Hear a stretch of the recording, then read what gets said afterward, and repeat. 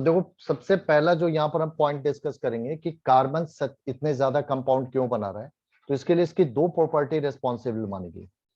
पहली प्रॉपर्टी कौन सी थी कि कार्बन एक टेट्रावैलेंट एलिमेंट है, दैट इज कॉल्ड टेट्रावैलेंसी।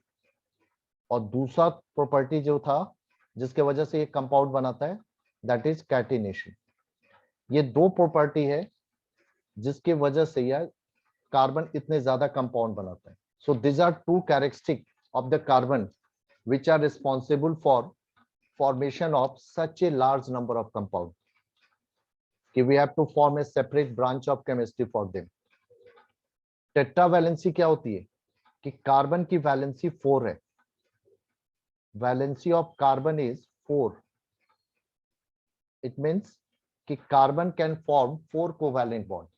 अब देखो कार्बन जो 4 कोवैलेंट बॉन्ड फॉर्म करता है ये भी अलग अलग मेथड से, आइदर ये 4 सिग्मा बॉन्ड बनते हैं यानी 4 सिंगल बॉन्ड विद डिफरेंट और सिमिलर एटम्स, या ये एक डबल बॉन्ड बनाते हैं यानी एक सिंगल पाई बॉन्ड और 3 सिग्मा, या ये 2 पाई बॉन्ड बनाता है and 2 sigma, that means triple bond जिसमें 2 पाई बॉन्ड है 1 सिग्मा है।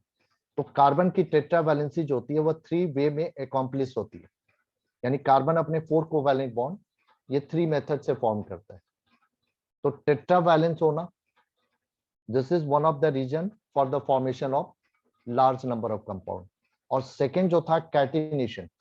कैटिनेशन क्या होता है, जहां पर एक ही एलिमेंट के बहुत सारे एटम आपस में कोवैलेंट बॉन्ड के थ्रू लिंक होकर लॉन्गर चेन बनाते हैं, चेन ऑफ एटम फॉर्म करते हैं। तो ये कैरेक्टरिस्टिक अदर एलिमेंट में भी होती है, बट जितनी ज्यादा कैरेक्टरिस्टिक ये कार्बन के केस में उतना किसी और एलिमेंट में नहीं है, क्योंकि कार्बन की जो चेन बनती में है। भी होती है ना?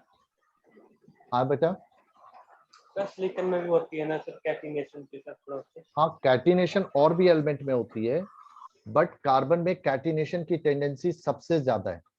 वही तो मैं बता रहा था कि कार्बन की चेन में हंड्रेड्स, थाउजेंड्स और लाख्स ऑफ कार्बन एटम हो सकते हैं, जबकि बाकी एलिमेंट में जो कैटिनेशन होती है उसमें कुछ लिमिटेड नंबर ऑफ एटम ही होते हैं। ऐसा नहीं कि कैटिनेशन बाकी एलिमेंट नहीं कर रहे हैं, वो भी करते हैं, बट उनकी चेन इतनी ज्यादा नहीं बनती है जितनी कि कार्बन के केस में बनती है। यहाँ millions of carbon atom can form the chain of atom, but ऐसी टेंडेंसी बाकी एलिमेंट में नहीं है। तो इस वजह से भी कार्बन इतने ज्यादा कंपाउंड बनाता है। ठीक है, तो ये दो प्रॉपर्टी आपको 10th में भी बताया गया होगा कि ये दो प्रॉपर्टी है जिसके वजह से कार्बन इतने ज्यादा कंपाउंड बनाता है। अब देखो कम, हाँ यस बेटा, हाँ बेटा कुछ पूछना चाह रहे हो? नो। ओके बेटा, तो ये दो प्रॉपर्टी है जिसके वजह से कार्बन इतने ज्यादा कंपाउंड फॉर्म कर रहा है।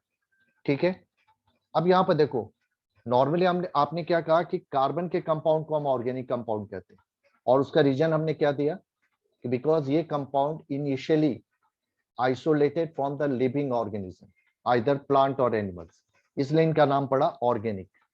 बट कुछ ऐसे भी कंपाउंड है कार्बन के जिनको ऑर्गेनिक नहीं कहा जाता।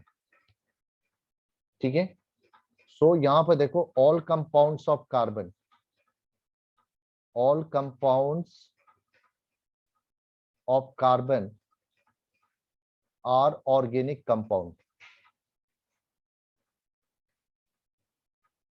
Organic compounds except carbon monoxide, carbon dioxide, carbonates, hydrogen carbonate and carbides। ये जो मैंने 5 टाइप ऑफ कंपाउंड लिखे हैं, ये कंपाउंड कार्बन के जो हैं ऑर्गेनिक कंपाउंड नहीं कहलाते, इनको इनऑर्गेनिक कहा जाता है।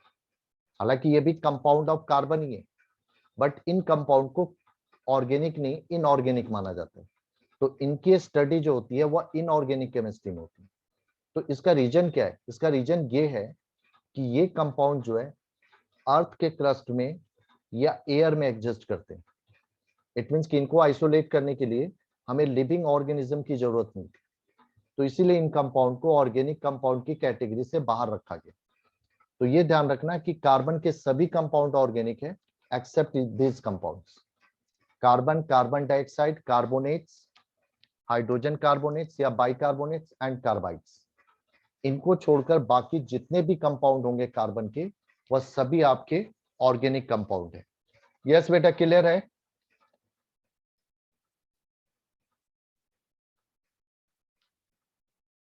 हाँ बच्चों, क्लियर है? कोई डाउट तो नहीं है इसमें? सर ये वाला पॉइंट एक बार वापस से एक्सप्लेन कर सकते हैं? हाँ बेटा, मैंने ये बताया कि all compound of carbon, carbon जितने भी कंपाउंड बना रहा है वो सभी ऑर्गेनिक कंपाउंड है, क्योंकि जनरली उनको इनिशियली लिविंग ऑर्गेनिज्म से आइसोलेट किया गया था, एक्सेप्ट ये कंपाउंड।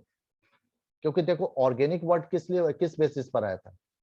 ऑर्गेनिज्म के बेसिस पर, क्योंकि इनिशियली कंपाउंड जो है कार्बन के ज्यादातर ऑर्गेनिज्म से ऑब्टेन किए गए थे, इसलिए हमने उनको ऑर्गेनिक वर्ड दिया। बट जो कंपाउंड ऑर्गेनिज्म के जगह पर एयर में एग्जिस्ट करते हैं या अर्थ में एग्जिस्ट करते हैं, यानी उनको आप डायरेक्टली अर्थ से या एयर से निकाल सकते हो, आइसोलेट कर सकते हो, ठीक है, उसके लिए आपको ऑर्गेनिज्म नहीं चाहिए, तो उनको इनऑर्गेनिक कहा जाता है। इनऑर्गेनिक का मतलब ये आता है कि जो ऑर्गेनिज्म में नहीं है, जो एयर में है, वाटर में है, अर्थ में है, यानी जिनको आप एयर, वाटर या अर्थ से ऑब्टेन कर रहे हैं, उनको इनऑर्गेनिक कहा जाता है। जैसा कि बाकी एलिमेंट्स के कंपाउंड जो होते हैं वो जनरली अर्थ के क्रस्ट में या एयर में या वाटर में होते हैं, तो इसलिए उनको इनऑर्गेनिक कहा गया। और कार्बन के कंपाउंड मेनली ऑर्गेनिज्म में होते हैं, बट कुछ कंपाउंड कार्बन के थे जो ऑर्गेनिज्म के जगह पर एयर या अर्थ में एग्जिस्ट कर रहे थे, जैसे CO, CO2 ये आपको एयर में मिल रहे हैं। कार्बोनेट, बाइकार्बोनेट ये कंपाउंड होते हैं मेटल के, जो जनरली अर्थ के क्रस्ट में मिल जाते हैं, या कार्बाइड ये भी अर्थ के क्रस्ट में मिल जाता है, तो इनको इनऑर्गेनिक कहा जाता है। मतलब ये कंपाउंड आपके ऑर्गेनिक में काउंट नहीं होते। यस बेटा, क्लियर है? यस। ओके बेटा, अब आ जाओ, जो नेक्स्ट पॉइंट हम पढ़ रहे हैं कि ऑर्गेनिक जो कंपाउंड है, ठीक है, ऑर्गेनिक कंपाउंड के फॉर्मेशन में सबसे ज्यादा रोल है कैटिनेशन का। कैटिनेशन का मतलब होता है कि जहां पर कार्बन अलग अलग तरह के चेन फॉर्म करता है। तो कार्बन जो है, जिसको हम लोग कार्बन चेन भी कहते हैं, तो यहाँ पर देखो कार्बन दो तरह के चेन बनाता है। कार्बन की चेन जो होती है वह दो तरह की होती है, open carbon chain. Open carbon chain का मतलब हुआ, देखो, जिसमें दो या दो से ज्यादा एंड पॉइंट होते हैं, यानी chain of carbon atom which having two or more end point। And point मतलब जहां से शुरू होते हैं, तो दो या दो से ज्यादा एंड पॉइंट होंगे, वो आपके ओपन कार्बन चेन होगी। बट ओपन कार्बन चेन भी दो तरह की होती है, that is straight carbon chain, straight chain, और दूसरी होती है ब्रांच चेन। अभी जो आप कर रहे हो, जो मैं आपको बता रहा हूं, ये थोड़ा बहुत आप ऑलरेडी 10th में भी फेमिलर हो चुके हो। तो ओपन कार्बन चेन जो होती है वो दो तरह की होती है, स्ट्रेट और ब्रांच। स्टेट का मतलब क्या होता है कि जिसमें सारे कार्बन एटम एक सिंगल चेन में लिंक होते हैं, that is the state chain. और ब्रांच का मतलब हुआ कि ऑल कार्बन एटम जिसमें सिंगल चेन में नहीं है, कुछ अदर चेन भी है। इट मींस कि जिसमें एक से ज्यादा कार्बन चेन पॉसिबल होती है। यहाँ पर देखो सारे कार्बन एटम एक ही चेन में, यहाँ पर सारे कार्बन एक चेन में नहीं है, ये दो चेन में, एक ऐसे जा रही है और एक इससे लिंक हो रही है। तो ऐसे केस में क्या होता है कि जब एक से ज्यादा चेन होती है कार्बन की, तो उसमें से एक चेन को हम पैरेंट चेन मानते हैं, और जो अदर कार्बन चेन लिंक होती है they are counted as a branch of the parent chain. तो इसी बेसिस पर इसको ब्रांच चेन कहा जाता है। तो ओपन कार्बन चेन भी आपके देखो दो टाइप के होंगे। एंड पॉइंट का मतलब होता है कि जहां पर चेन एंड होती है, देखो ये एक एंड पॉइंट हुआ, ये एक एंड पॉइंट हुआ। स्ट्रेट चेन में हमेशा दो एंड पॉइंट होंगे, लेकिन यहाँ पर देखो आप 1 2 3 एंड पॉइंट है। सपोज करो कोई और भी अगर ब्रांच है तो 4 भी हो सकता है, 5 भी हो सकता है, 6 भी हो सकता है। तो 2 और मोर एंड पॉइंट अगर कार्बन के पॉसिबल है चेन में, तो that is the open carbon chain. ये पहली आपकी कार्बन चेन है, ओपन। दूसरी होती है साइक्लिक या क्लोज कार्बन चेन, क्लोज या साइक्लिक कार्बन चेन।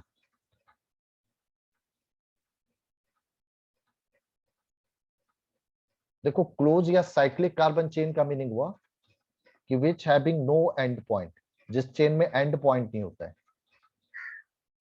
यानी एंडिंग कार्बन कोई नहीं होता। जैसे ये आपके एंडिंग कार्बन हुए, यहाँ पर कोई एंडिंग कार्बन नहीं होगा, सो नो एंड पॉइंट। ठीक है, जैसे इस तरह से आप ले रहे हो चेन, अब इसमें आप किसी भी कार्बन को एंड पॉइंट नहीं कह सकते, इट मीन्स कि इसमें कोई भी एंड पॉइंट नहीं है, और ये they are forming a close chain, तो इसी को क्लोज या साइक्लिक कार्बन चेन कहा जाता है। यस बेटा, क्लियर है? ये आपके टाइप ऑफ कार्बन चेन है।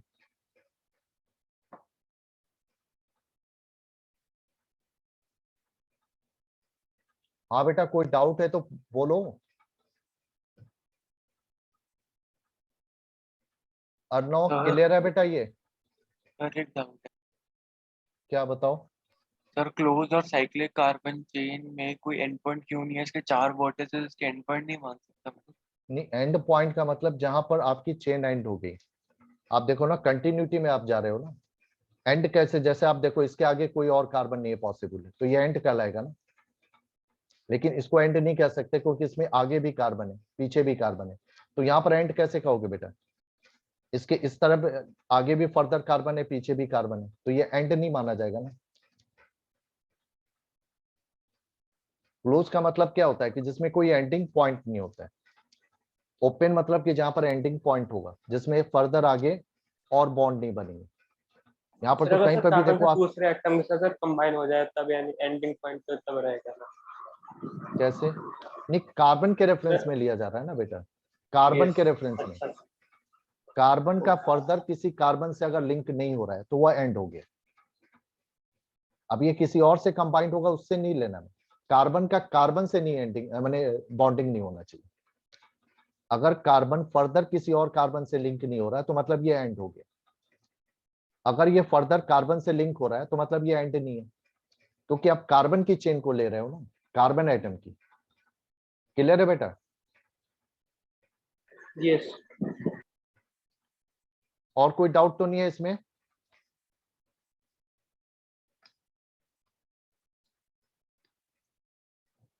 थोड़ा जल्दी रेस्पॉन्ड किया करो, तभी तो पता लगे। अगर कोई डाउट है तो बोलो इस पॉइंट पे। ये एक टाइप ऑफ कार्बन चेन थी, यही आपकी कैटेनेशन। ओके बेटा, तो अब आ जाओ प्रेजेंटेशन। अब ये बहुत important topic, presentation of organic compound.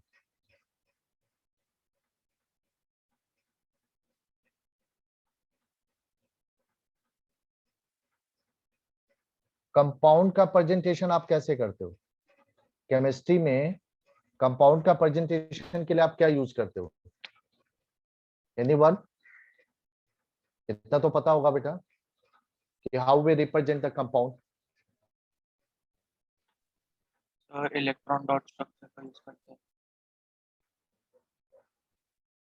इसके बारे में पढ़ा है?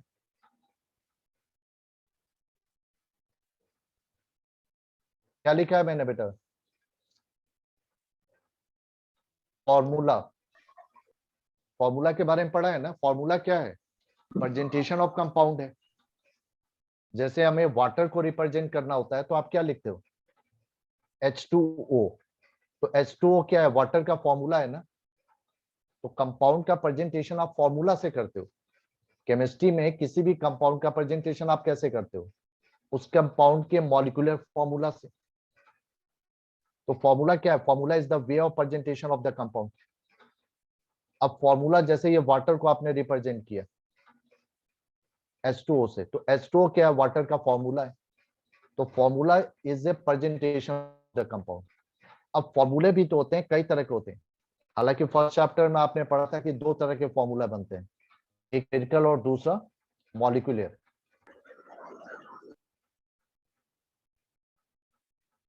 यस बेटा।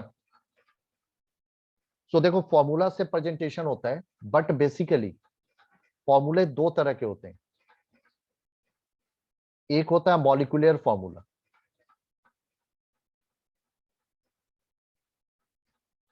और दूसरा होता है स्ट्रक्चरल फॉर्मूला।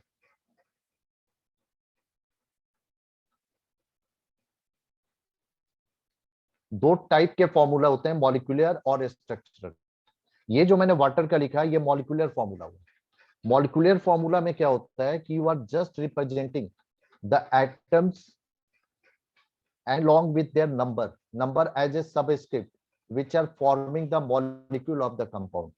जैसे वाटर का एक मॉलिक्यूल जो है दो हाइड्रोजन और एक ऑक्सीजन एटम के कॉम्बिनेशन से बना, तो आपने इसको इस तरह से लिखा H2O, तो ये वाटर का मॉलिक्यूलर फॉर्मूला हुआ। This is the molecular formula of water. अगर आप इसको इस तरह से लिखते हो जो आप डॉट स्ट्रक्चर की बात कर रहे हो, तो ये इसका स्ट्रक्चरल फॉर्मूला हुआ। स्ट्रक्चर फॉर्मूला और मॉलिक्यूलर फॉर्मूला में डिफरेंस क्या होता है कि स्ट्रक्चर फॉर्मूला में बिकॉज वी नो कि मॉलिक्यूल के अंदर एटम जो होते हैं अलग अलग वे में अरेंज होते हैं, तो स्ट्रक्चर फॉर्मूला में अरेंजमेंट ऑफ एटम को शो किया जाता है, जबकि मॉलिक्यूलर फॉर्मूला में we are only showing the eight different elements which are forming the molecule of compound. ये डिफरेंस होता है। आप इसमें सिर्फ डिफरेंट एलिमेंट के एटम और उनके नंबर को रिप्रेजेंट करते हो, उनके अरेंजमेंट को शो नहीं करते हो। यहाँ पर अरेंजमेंट को शो किया गया, तो ये वाटर का स्ट्रक्चरल फॉर्मूला हुआ। तो मतलब दो तरीका होता है कंपाउंड को रिप्रेजेंट करने का, या तो मॉलिक्यूलर फॉर्मूला से रिप्रेजेंट करो या स्ट्रक्चरल फॉर्मूला से। यस बेटा, क्लियर है? अब यहां पर देखो, इन जनरल ऑर्गेनिक कंपाउंड के लिए we are not using the molecular formula, we are using the structural formula. तो फर्स्ट पॉइंट क्लियर होना चाहिए कि ऑर्गेनिक कंपाउंड्स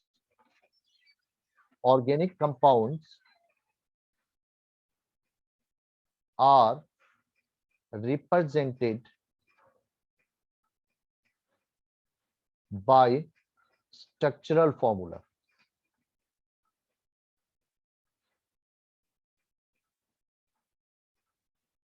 ऑर्गेनिक कंपाउंड को स्ट्रक्चरल फॉर्मूला से रिप्रेजेंट किया जाता है, मॉलिक्यूलर फॉर्मूला से नहीं। क्यों नहीं? जबकि इनऑर्गेनिक जो कंपाउंड होते हैं, यानी अदर एलिमेंट के जो कंपाउंड होते हैं, उनको इन जनरल मॉलिक्यूलर फॉर्मूला से रिप्रेजेंट करते हैं, और ऑन डिमांड या अगर जरूरत है तब आप उसका स्ट्रक्चर फॉर्मूला बनाते हो। लेकिन यहाँ पर ऑर्गेनिक कंपाउंड को इन जनरल स्ट्रक्चर फॉर्मूला से रिप्रेजेंट किया जाता है। अगर जरूरत हो तो मॉलिक्यूलर फॉर्मूला लिखते हैं, अदरवाइज नहीं। आप जब भी ऑर्गेनिक कंपाउंड को रेफर करोगे या लिखोगे तो हमेशा उसके स्ट्रक्चर फॉर्मूला से, यानी जिसमें अरेंजमेंट ऑफ एटम को शो किया हुआ है। इसका रीजन क्या होता है? तो यहाँ पर एक आता है टर्म आइसोमेरिज्म। आइसोमेरिज्म ये एक फेनोमेनॉन होता है जो ऑर्गेनिक कंपाउंड में पाया जाता है। ठीक है, so this is a phenomenon which is found in organic compounds. ये इनऑर्गेनिक में इतना नहीं होता है जितना कि ऑर्गेनिक में होता है। तो ये होता क्या है? This is a phenomenon in which two or more compounds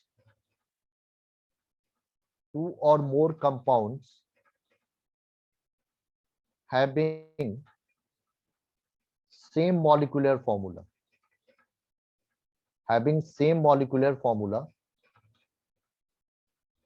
but showing different physical and chemical property।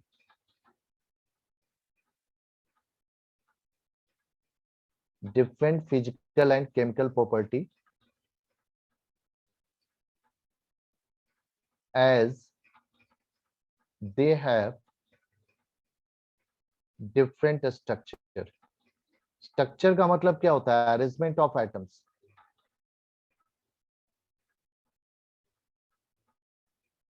तो ये होता है आइसोमेरिज्म, जिसमें दो या दो से ज्यादा कंपाउंड के लिए मॉलिक्यूलर फॉर्मूला तो सेम होता है, बट उनकी प्रॉपर्टी डिफरेंट होती है, और उसका रीजन होता है कि उनके स्ट्रक्चर, यानी उनमें अरेंजमेंट ऑफ एटम डिफरेंट होता है। फॉर एग्जाम्पल, अगर हम लेते हैं एक मॉलिक्यूलर फॉर्मूला C2H6O। यस बेटा, आपकी स्क्रीन ब्लैक कर। एक सेकेंड बेटा।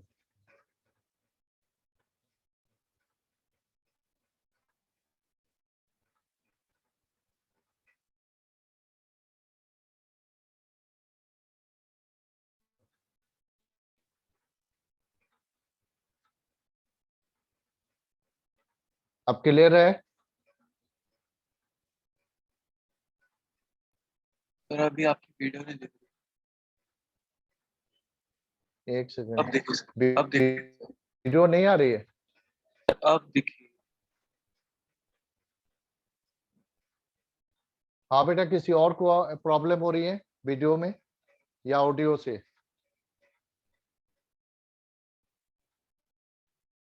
सर अब ठीक है। एक क्लियर है? सर आइसोमेरिज्म पे सर कुछ एक्सप्लेन कर दो सर।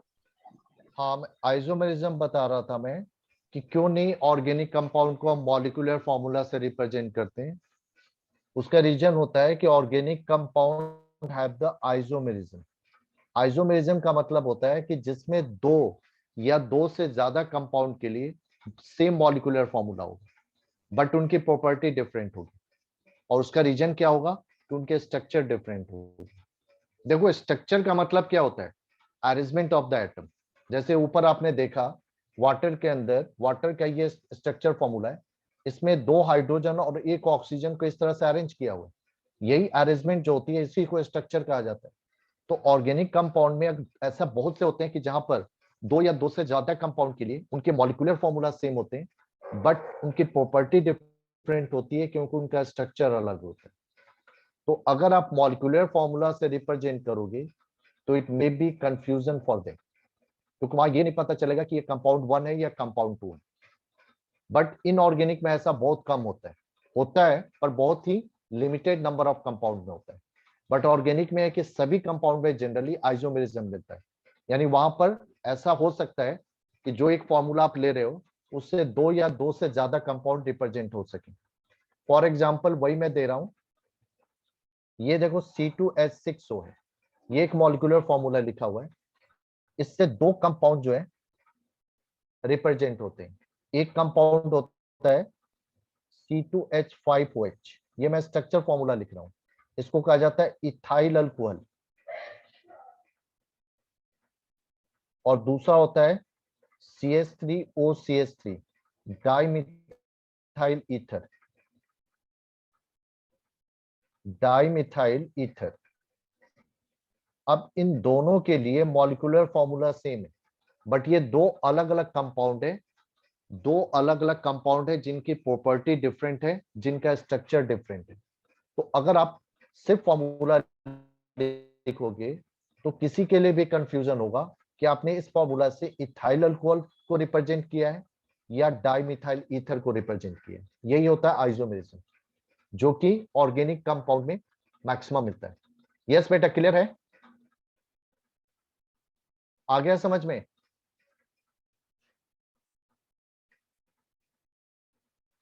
Yes sir.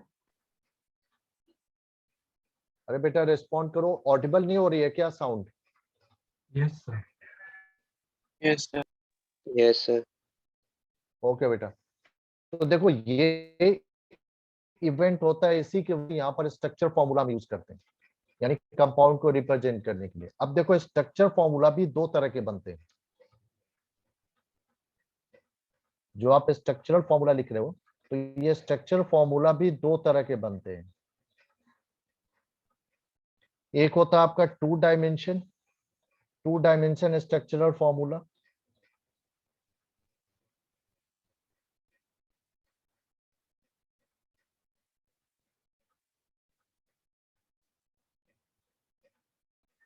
ठीक है। और दूसरा होता है आपका थ्री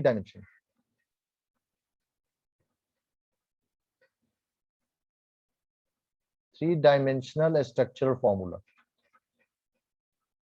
यानी जो भी हम स्ट्रक्चरल फॉर्मूला यूज करेंगे वह इन दोनों में से कोई एक कैटेगरी में होगा, लेकिन maximum time we are using the two dimension structure formula for the presentation of organic compound.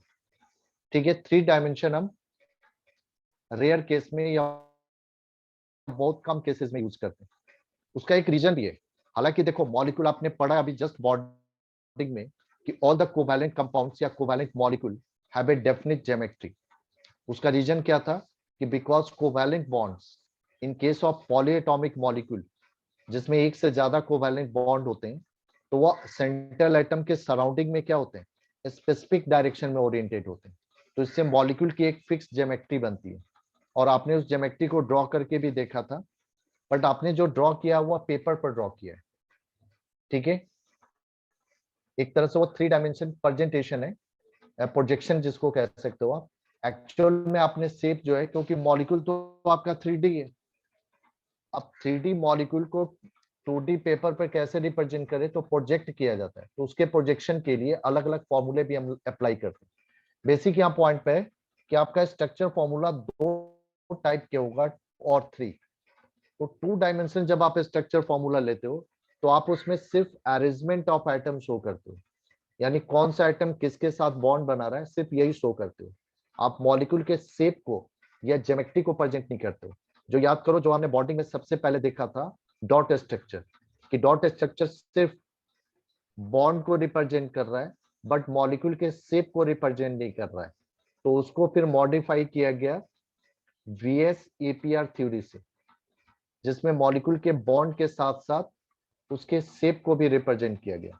तो वही पॉइंट यहाँ पर भी है कि 2 डायमेंशन में सिर्फ आप स्ट्रक्चर यानी बॉन्ड या अरेंजमेंट को शो करते हो, शेप को नहीं रिप्रेजेंट करते हो। जैसे मैं आपको दिखा रहा हूं, ये कंपाउंड आपने पहले भी पढ़ा होगा 10th में भी। CH4 को क्या कहा जाता है बेटा? CH4 को मीथेन, सुना है ना नाम? अब ये देखो मॉलिक्यूलर फॉर्मूला है मीथेन का। स्ट्रक्चर फॉर्मूला आप कैसे बनाते थे? कार्बन को सेंटर में लेते थे और ये 4 हाइड्रोजन इस तरह से इससे लिंक कर देते थे, ये आप कहते थे कि ये इसका स्ट्रक्चर है। तो बेसिकली ये 2 डायमेंशन स्ट्रक्चर है। एक्चुअल वे में अगर आप ड्रॉ करोगे तो ये 3 डायमेंशन प्रेजेंटेशन अगर आप करोगे तो ये टेट्राहेड्रल मॉलिक्यूल होता है, जिसमें इस तरह से आप मॉलिक्यूल को ड्रॉ कर सकते हो।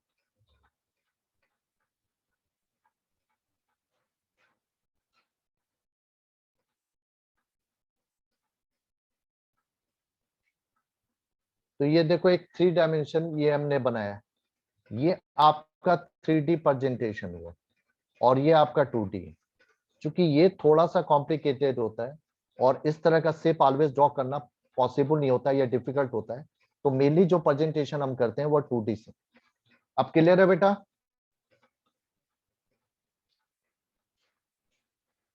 यस बेटा, क्लियर है सबको? Yes sir. सर तो ये देखो डिफरेंस होता है, ये 2D है और ये 3D है, बट मैक्सिमम टाइम आप इसी को फॉलो करोगे। तो यहाँ पर बेसिकली इस 2D प्रेजेंटेशन को ही हमें समझना है। तो देखो ये जो 2 डायमेंशन स्ट्रक्चर प्रेजेंटेशन होता है ऑर्गेनिक मॉलिक्यूल के लिए या कंपाउंड के लिए, ये भी अलग अलग टाइप्स के होते हैं। तो यहाँ से मैं आपको लिस्टिंग कर रहा हूँ कि 2 dimension structure presentation,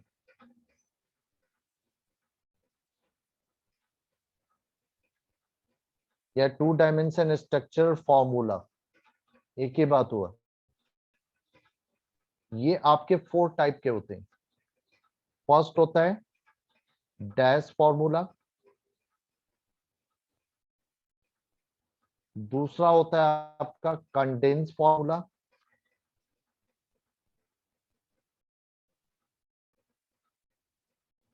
third is bond line notation या बॉन्ड लाइन फॉर्मूला,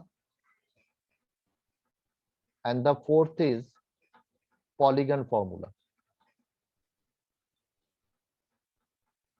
और ये चारों टाइप के फॉर्मूले आपको पता होने चाहिए।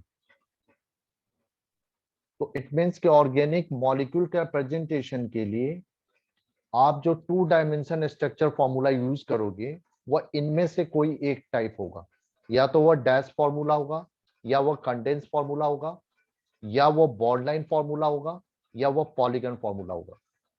इसमें से पॉलीगन फॉर्मूला जो होता है, जैसे अभी आपने देखा ना कि 2 तरह की कार्बन चेन बनती है, ओपन और क्लोज। ये फर्स्ट 3 जो है ये ओपन कार्बन चेन के प्रेजेंटेशन के लिए यूज होती है,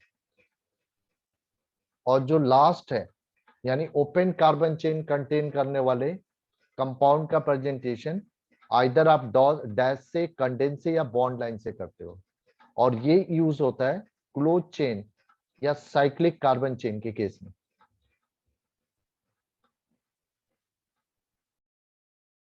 तो अब हमें को डिस्कस करना है कि कैसे ये प्रेजेंटेशन होता है। यस बेटा, सर ये फिर से समझा दो सर, मेरा थोड़ी नेट का प्रॉब्लम था। ये अभी हम डिस्कस कर रहे थे बेटा कि 2 डायमेंशन स्ट्रक्चर फॉर्मूला जो कंपाउंड के लिए हम लिखेंगे वह 4 टाइप्स के होंगे, डैश, कंडेंस, बॉन्ड लाइन और पॉलीगन।